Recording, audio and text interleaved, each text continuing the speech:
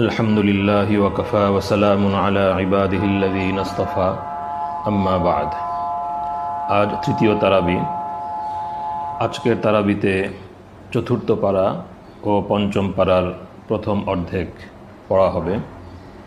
এই অংশে সূরা আলে ইমরান এবং সূরা নিসার একটি উল্লেখযোগ্য অংশ তেলাওয়াত করা হবে। আলু ইমরান এর অর্থ হলো ইমরান পরিবার। হযরত মারিয়াম আলাইহিস সালামের আব্বাজানের নাম ইমরান। তো যেহেতু এই সূরায় ইমরান পরিবার সম্পর্কে আলোচনা হয়েছে এবং এটি এই সূরার একটি বিশেষ অংশ, এই জন্য আলু ইমরান নামেই এই সূরার নামকরণ করা হয়েছে। সূরা আলে ইমরান এবং সূরা বাকারা এ দুটি সূরার মধ্যে বিভিন্ন দিক থেকে খুব গভীর সামঞ্জস্য রয়েছে। আল্লাহ রসুল সাল্লাল্লাহু আলাইহি ওয়াসাল্লাম হাদিস শরীফে এ দুটি সূরাকে একসাথে উল্লেখ করেছেন। হযরত আবু উমামা রাদিয়াল্লাহু আনহু সূত্রে আল্লাহ রসুল সাল্লাল্লাহু আলাইহি ওয়াসাল্লামের এই বাণী উল্লেখিত হয়েছে যে ইকরাউল কুরআন ফাইন্নাহু শাফিউন লিআহলিহি ইয়াউমাল কিয়ামাহ ইকরাউজ জাহরাওয়াইন আল বাকারাতা ওয়া আলা ইমরান। তোমরা কোরআন পড়ো, কোরআন আহলে কোরআনের জন্য, তার আহলের জন্য কিয়ামতের দিন সুপারিশকারী হবে। তোমরা দুটি উজ্জ্বল সূরা পাঠ করো, সূরা বাকারা এবং সূরা আলে ইমরান ইলা আখিরিল হাদিস। তো এই দুটি সূরাকে আল্লাহ রসুল সাল্লাল্লাহু আলাইহি ওয়াসাল্লাম একসাথে উল্লেখ করেছেন। তো এই জন্য এই দুই সূরার মধ্যে বিভিন্ন দিক থেকে সামঞ্জস্য রয়েছে। বিষয়বস্তুর দিক থেকেও এ দুটি সূরার মধ্যে গভীর সামঞ্জস্য রয়েছে। দুটো সূরাতেই আহলে কিতাব সম্পর্কে বিস্তারিত আলোচনা করা হয়েছে। সূরা বাকারায় ইহুদ সম্পর্কে, তাদের বৈশিষ্ট্য, তাদের প্রতি আল্লাহ রাব্বুল আলামিনের দান, অনুগ্রহ, দয়া এবং এর বিপরীতে তাদের আল্লাহ পাকের প্রতি নাফরমানি, আল্লাহ পাকের বিধানের অন্যথা করা এবং বিভিন্ন রকমের অন্যায় অনাচার ইত্যাদি বিস্তারিতভাবে সূরা বাকারায় বর্ণিত হয়েছে। সূরা আলে ইমরানে বিশেষভাবে এবং বিস্তারিতভাবে খ্রিস্টান সম্প্রদায় সম্পর্কে আলোচনা এসেছে। সূরা আলে ইমরানের শুরু থেকে প্রায় অর্ধেক পর্যন্ত খ্রিস্টান সম্প্রদায়ের আলোচনা হয়েছে। আরবের নাজরান অঞ্চলে অনেক খ্রিস্টান বসবাস করত। তাদের একটি প্রতিনিধি দল রাসূলুল্লাহ সাল্লাল্লাহু আলাইহি ওয়াসাল্লামের নিকটে এসেছিল। তারা এসে হযরত ঈসা আলাইহিস সালাতু ওয়াস সালাম সম্পর্কে তাদের বিভিন্ন যুক্তি, তাদের বিভিন্ন অপযুক্তি এবং বিভিন্ন রকমের কথাবার্তা তারা পেশ করেছিল। তো এর পরিপ্রেক্ষিতে তাদের সেই সকল বিভ্রান্তি, সেই সকল যুক্তি অপযুক্তির খণ্ডন সূরা আলে ইমরানের একটি দীর্ঘ অংশ জুড়ে দেওয়া হয়েছে। তো এই দিক থেকে সূরা বাকারা এবং সূরা আলে ইমরানের মধ্যে বিষয়বস্তুগত একটি সামঞ্জস্য রয়েছে যে এই দুই সূরায় পূর্বের দুই আহলে কিতাব জাতি সম্পর্কে, তাদের বৈশিষ্ট্য, তাদের কর্মকাণ্ড ইত্যাদি সম্পর্কে বিস্তারিত আলোচনা করা হয়েছে এবং মুসলমানদেরকে দিক নির্দেশনা দেওয়া হয়েছে তারা যেন পূর্বের আহলে কিতাবের বিভ্রান্তিসমূহ থেকে নিজেদেরকে রক্ষা করার চেষ্টা করে এবং বিশেষভাবে মুসলমানদের বৈশিষ্ট্য, তাদেরকে যে দিন এবং দাওয়াতে দিনের দায়িত্ব তাদেরকে দেয়া হচ্ছে, সেই দিন এবং দাওয়াতে দিনের দায়িত্ব পালনের জন্য প্রয়োজনীয় বৈশিষ্ট্য গুণাবলী সম্পর্কেও মুসলমানদেরকে দিক নির্দেশনা দেওয়া হয়েছে। এর তাৎপর্য এমনটা মনে হয় যে কোরআনে কারীমের শুরুতেই দুটি জাতি সম্পর্কে, আহলে কিতাব দুই সম্প্রদায় সম্পর্কে, তাদের বৈশিষ্ট্য এবং তাদের বিচ্যুতি, বিভ্রান্তি, আল্লাহ পাকের নিয়ামতের নাশুকরি, নাফরমানি ইত্যাদি সম্পর্কে যে বিস্তারিত আলোচনা, এই আলোচনার তাৎপর্য এটা হতে পারে যে মুসলিম উম্মাহকে সতর্ক এবং সাবধান করা, এটা জানিয়ে দেয়া যে দিন এবং দাওয়াতে দিনের যে দায়িত্ব আল্লাহ রাব্বুল আলামিন পূর্বের জাতিসমূহকে দান করেছিলেন, যেটা তাদের জন্য অত্যন্ত মর্যাদার বিষয় ছিল, তারা সেই মর্যাদার হক আদায় করতে সক্ষম হয়নি এবং তাদের মধ্যে যে সকল মানুষ আল্লাহ পাকের ফরমাবরদারি করেছে এবং আল্লাহ পাকের পক্ষ থেকে আগত আদর্শের উপরে, দ্বীনের উপরে যে পর্যন্ত তারা ছিল, আল্লাহ পাকের পক্ষ থেকে তারা রহমত এবং বরকত লাভ করেছেন। এবং ইসলামের আগমনের পরেও আহলে কিতাবের মধ্যে যারা ইসলাম কবুল করেছেন এবং আল্লাহ পাকের বিধানের অনুগত হয়েছেন, কোরআনে কারীমে আল্লাহ পাক তাদেরও প্রশংসা করেছেন। সূরা আলে ইমরানে আহলে কিতাবের সেই মুমিন শ্রেণীর প্রশংসা বিশেষভাবে করা হয়েছে। তো মুমিনদেরকে সাবধান করা হয়েছে যে পূর্বের জাতিসমূহ কিভাবে দ্বীন এবং দাওয়াতে দ্বীনের ধারক বাহক হওয়ার উপযুক্ততা হারিয়ে ফেলল। তো মুসলিমদের কর্তব্য, যাদেরকে আল্লাহ রাব্বুল আলামিন দ্বীন এবং দাওয়াতে দ্বীনের জন্য নির্বাচন করেছেন, তাদের কর্তব্য হলো পূর্বের সেই সকল জাতিসমূহের মধ্যে যে ব্যাধির অনুপ্রবেশ ঘটেছিল, ওই সকল ব্যাধি থেকে তারা যেন নিজেদেরকে রক্ষা করে এবং যে সকল গুণ এবং বৈশিষ্ট্যের ভিত্তিতে তাদেরকে শ্রেষ্ঠ উম্মত এবং তাদেরকে দ্বীন ও দাওয়াতে দ্বীনের ধারক বাহক হিসেবে নির্বাচন করা হয়েছে, তারা যেন সেই সকল গুণ এবং বৈশিষ্ট্যকে ধারণ করতে সচেষ্ট থাকে। তাহলেই তারা আল্লাহ রাব্বুল আলামিনের কাছে দ্বীন এবং দাওয়াতে দ্বীনের ধারক বাহক হিসেবে গণ্য হবেন এবং এই মর্যাদা তাদের জন্য অক্ষুণ্ণ থাকবে। আমরা যদি মনোযোগ দিয়ে কোরআনে কারীম তেলাওয়াত করি এবং এর অর্থ মর্ম বোঝার চেষ্টা করি, তাহলে দেখতে পাই যে কোরআনে কারীমে মুজাদালা বিল্লাতি হিয়া আহসান বা উত্তম পন্থায় বিতর্ক, কূটযুক্তি অপযুক্তির জবাব দেওয়ার উত্তম নমুনা ও দৃষ্টান্ত রয়েছে। কোরআনে কারীম আহলে কিতাবের বিভিন্ন বিভ্রান্তি এবং বিভ্রান্তিকর কথাবার্তার জবাব খুব যুক্তির সাথে পরিষ্কারভাবে দিয়ে দিয়েছে। 4 পারার শুরুতে বাইতুল্লাহ শরীফের মর্যাদা ও মাহাত্ম্যের যে বর্ণনা এসেছে, সেটারও প্রেক্ষাপট এটাই যে ইহুদিরা আপত্তি করেছিল, প্রশ্ন করেছিল যে কেন মুসলিমগণ বাইতুল মাকদিসকে কেবলা বানানোর পর আবার তা ছেড়ে দিল। বনি ইসরায়েলের সমস্ত নবী বাইতুল মাকদিসকে নিজেদের কেবলা মেনে আসছেন, মুসলিমগণ সেটি ছেড়ে মক্কার কাবাকে কেন কেবলা বানিয়ে নিয়েছে। তো এই প্রশ্নের জবাবে 4 পারার শুরুতে ইরশাদ হয়েছে, ইন্না আউওয়ালা বাইতিন উদিআ লিন-নাস লাল্লাযী বিবাক্কাতা মুবারাকান ওয়া হুদাল লিল আলামিন। বাইতুল মাকদিসের বহু আগে কাবা এর অস্তিত্ব এবং কাবাকে আল্লাহ রাব্বুল আলামিন মুবারক বানিয়েছেন, সমগ্র জগতের মানুষের জন্য হেদায়েতের উপায় বানিয়েছেন এবং এটা হযরত ইব্রাহিম আলাইহিস সালাতু ওয়াস সালামের নিদর্শন। এতে অনেক বরকতের এবং শ্রেষ্ঠত্বের বৈশিষ্ট্যের অনেক কিছু রয়েছে। সুতরাং যদি এটিকে পুনরায় কিবলা ও ইবাদতখানা বানিয়ে দেওয়া হয়, তাহলে এতে আপত্তির কিছুই নেই। মূল বিষয় তো হলো আল্লাহ পাকের আদেশ।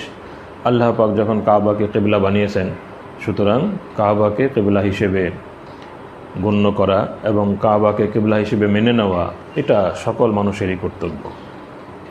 তো এইভাবে ইহুদিদের এবং মুনাফিকদের বিভিন্ন প্রশ্নের, বিভিন্ন অপপ্রচারের জবাব কোরআনে কারীম দিয়েছে এবং এই সিলসিলায় একটি গুরুত্বপূর্ণ মূলনীতি কোরআনে কারীম মুসলমানদেরকে জানিয়ে দিয়েছে যে তারা তোমাদের কোনোই ক্ষতি করতে পারবে না, তবে তোমাদেরকে নানা কটূক্তি এবং নানা অপপ্রচার ইত্যাদির মাধ্যমে তারা তোমাদেরকে কষ্ট দিবে। দাঈদের সামনে যদি এই বিষয়টি থাকে, তাহলে দাওয়াতের ক্ষেত্রে তাদের অগ্রসর হওয়া অনেক সহজ হবে, যে এটা এমন এক বাস্তবতা, কটূক্তি, অপযুক্তি, অপপ্রচার এটা এমন এক বাস্তবতা যে এই বাস্তবতা এটা অব্যাহত থাকবে। এটাকে সামনে রেখেই দ্বীনের দাওয়াতের কাজ এগিয়ে নিতে হবে। আল্লাহ তাআলা মুসলিম উম্মাহকে যে শ্রেষ্ঠত্ব দান করেছেন, সেই শ্রেষ্ঠত্বের শর্ত এবং বৈশিষ্ট্যগুলো বিভিন্ন জায়গায় উল্লেখ করেছেন। 4 পারায় বিশেষভাবে উম্মতে মুসলিমার শ্রেষ্ঠত্বের, দ্বীন এবং দাওয়াতে দ্বীনের ধারক বাহক হওয়ার মর্যাদা ও মাহাত্ম্যের পিছনে যে গুরুত্বপূর্ণ 3টি বৈশিষ্ট্য উল্লেখ করেছেন, তা হলো ঈমান, আমর বিল মারুফ, নাহি আনিল মুনকার। হযরত ওমর রাদিয়াল্লাহু আনহু থেকে বর্ণিত আছে তার একটি বাণী, তিনি বলেন, যার ইচ্ছা যে সে উম্মতে মুসলিমার অন্তর্ভুক্ত হবে, সে যেন উম্মতে মুসলিমার অন্তর্ভুক্ত হওয়ার, উম্মতে মুসলিমার মর্যাদা এবং মাহাত্ম্য অর্জন করার ক্ষেত্রে আল্লাহ তাআলা শর্ত পুরা করে। অর্থাৎ ঈমান, আমর বিল মারুফ, নাহি আনিল মুনকার, এই বিষয়গুলোর ক্ষেত্রে অগ্রসর হওয়া জরুরি যদি তারা শ্রেষ্ঠত্ব এবং উম্মার যে মর্যাদা এবং মাহাত্ম্য তা অর্জন করতে চায়। এই প্রসঙ্গে বিশেষভাবে অমুসলিম, মুনাফিক তাদের ব্যাপারে সতর্ক থাকার, তাদেরকে আন্তরিকভাবে বন্ধু হিসেবে গ্রহণ না করার নির্দেশনা কোরআনে কারিমে দেওয়া হয়েছে। এবং তারা যে কখনোই মুসলমানদের কল্যাণ চায় না, তাদের অন্তরে মুসলমানদের প্রতি বিদ্বেষ রয়েছে, এই বিষয়গুলো আল্লাহ তাআলা পরিষ্কারভাবে ইরশাদ করে দিয়েছেন।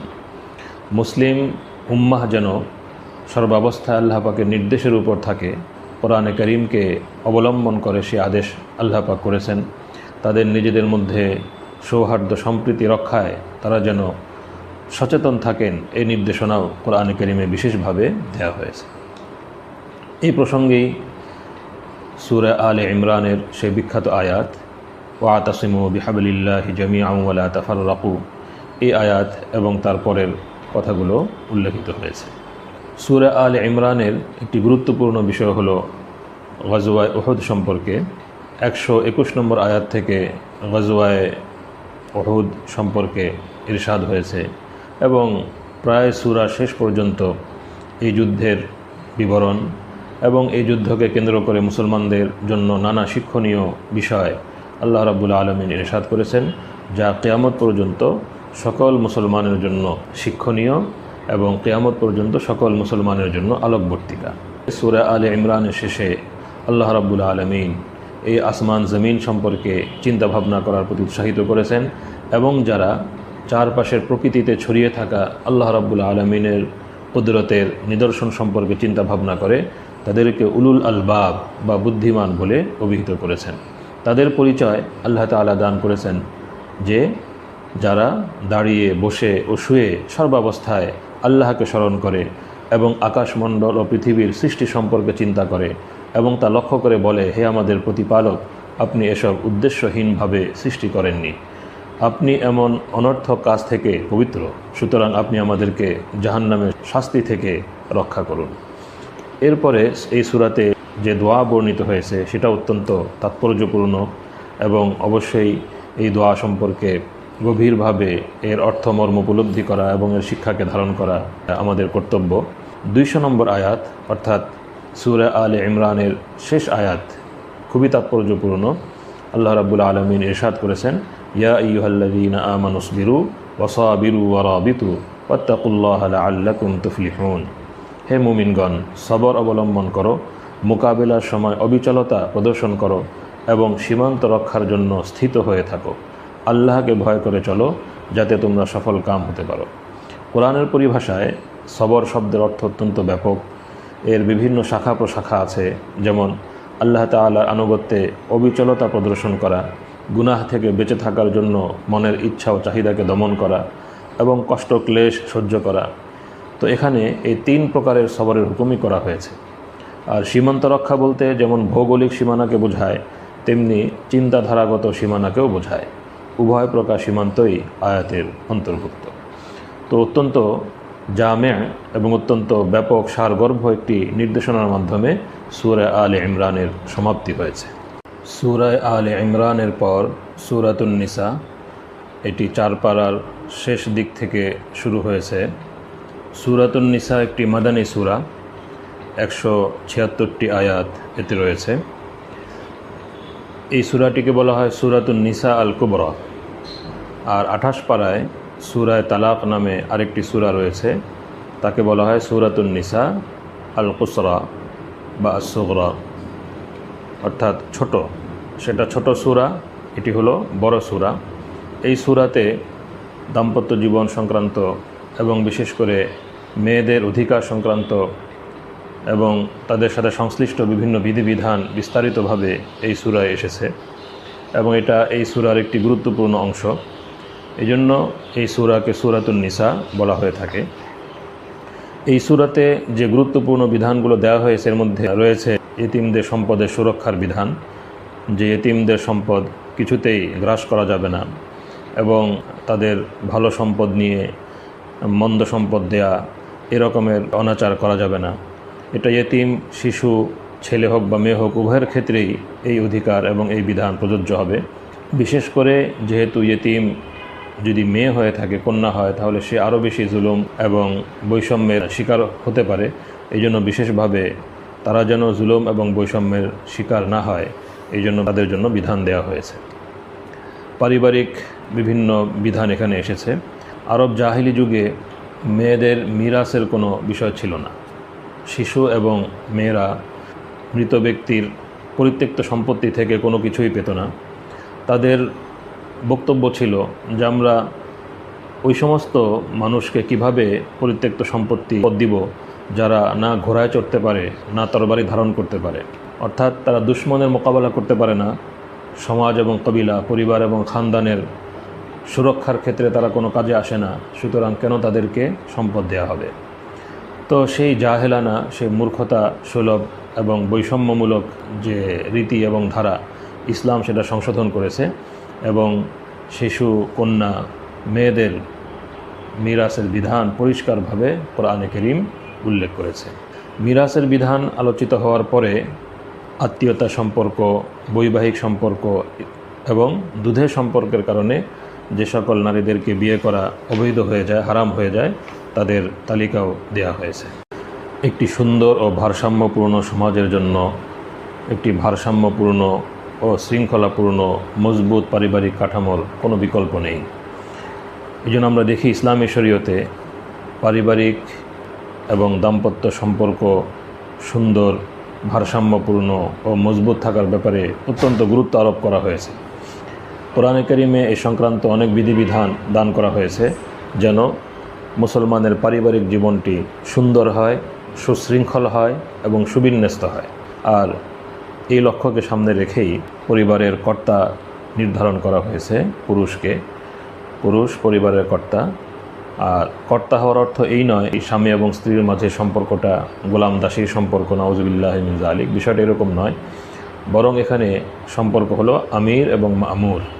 যে কোনো সমষ্টিগত জীবনযাপনের জন্যই এবং সমষ্টিগত জীবনযাপন সুন্দর ও শৃঙ্খলাপূর্ণ হওয়ার জন্যই সেখানে আমির প্রয়োজন।